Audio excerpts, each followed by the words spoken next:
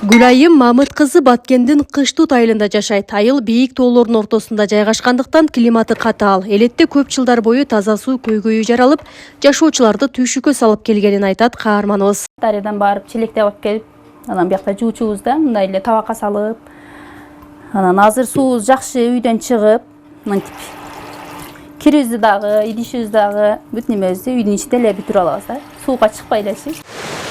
Кыштут айылынын эли айылды аралап өткөн дарыянын суусун сууга жана ичүүчү суу катары колдонуп келет.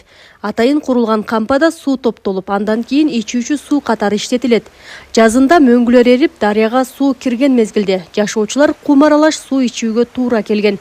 Эми бул көйгөй артта калды. Анткени жыл башында суу топтоочу кампа кеңейтилип, сууну тундурууга шарт түзүлдү.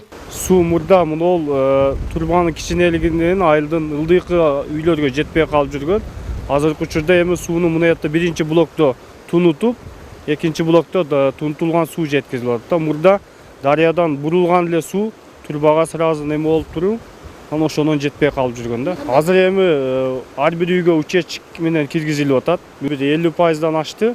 Мында сырткары аймактын таза суу көйгөйүн чечүү үчүн 1 километр 300 метр болгон таза суу түтүгү алмаштырылды. Ал үчүн жалпы Баткен райондук өнүктүрүү фондунан 1 миллион 61 миң сом, айыл өкмөттөн 500 миң сом бөлүнгөн.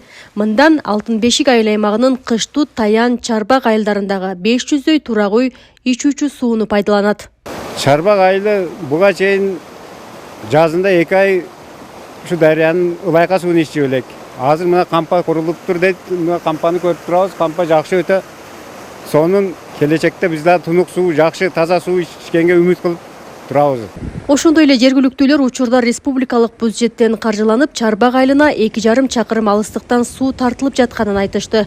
Долбоорду 2025-жылы бүткөрүү пландалган. Ишке берилсе, айылда суу көйгөйү толугу менен чечилет. Мингүл Көчөрова, Абдрашит Саттаров, Ала Тоо 24, Баткен облусу.